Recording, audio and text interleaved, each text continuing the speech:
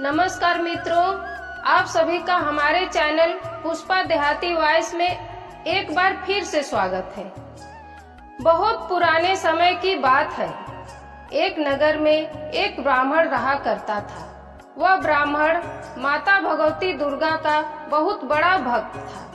उसकी एक बहुत ही सुंदर कन्या थी जो सर्वगुण संपन्न थी। उस कन्या का नाम सुमति था। वह सहेलियों के साथ कीड़ा करती। उसके पिता रोज माँ दुर्गा की पूजा करके हवन किया करते थे और उस समय सुमति भी वहां उपस्थित रहकर अपने पिता के साथ पूजा करती। एक दिन सुमति अपने सहेलियों के साथ खेल में लग गई और माँ भगवती की पूजा में उपस्थित नहीं हो पाई। उसके पिता को ऐसी लापरवाही देखकर बहुत क्रोध आया और उन्होंने अपनी पुत्री से कहा, ऐ दुष्ट लड़की, आज तूने भगवती की पूजा नहीं किया, इस कारण मैं तेरा विवाह किसी दरिद्र या कुष्ठ रोगी के साथ करूंगा।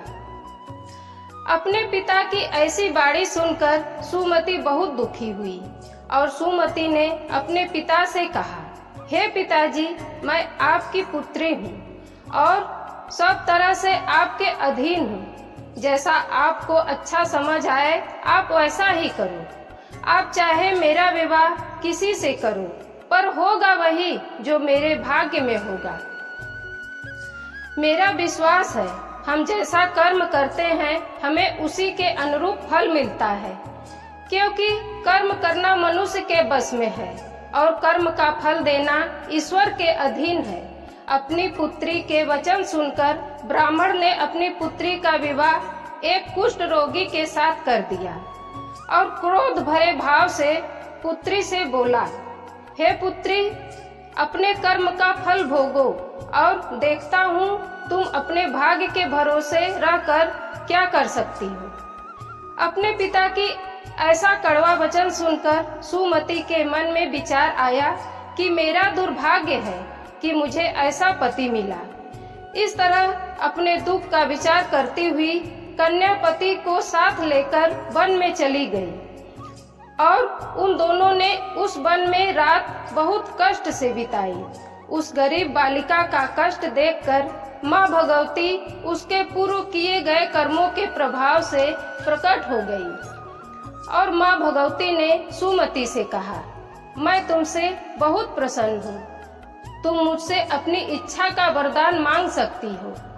माता भगवती का ऐसा वचन सुनकर सुमति बोली, आप कौन हो?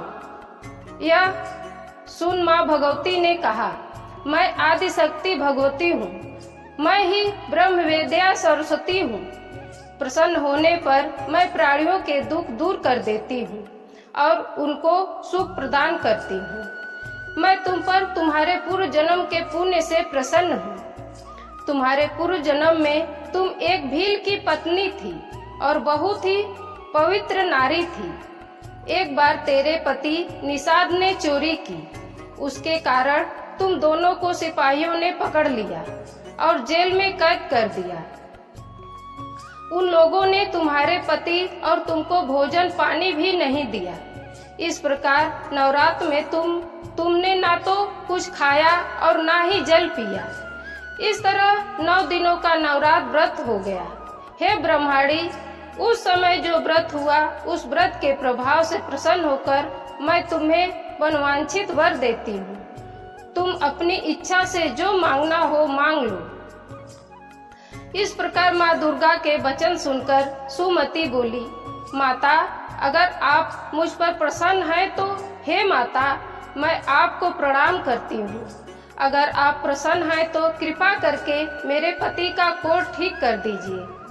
माता भगवती ने कहा, उन दिनों जो व्रत तुमने किया था उसका एक दिन का पुण्य अपने पति का कोढ़ ठीक करने के लिए अर्पण कर दो। उस पुण्य के प्रभाव से तुम्हारे पति का कोढ़ ठीक हो जाएगा। सुमति बहुत प्रसन्न हुई और उसका पति निरोग होकर बहुत ही सुंदर और कांतिवान हो गया।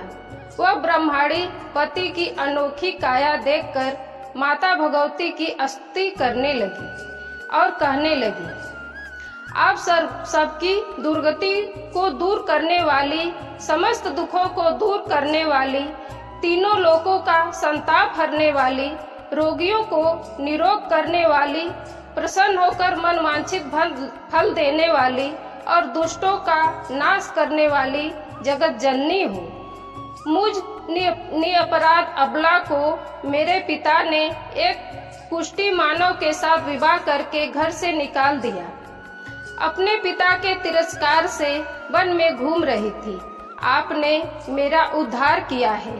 हे देवी माँ, मैं आपको सत सत प्रणाम करती हूँ। आप मेरी रक्षा करना। सुमति की ऐसी प्रार्थना सुनकर माता जगत जननी अति प्रसन्न हुई।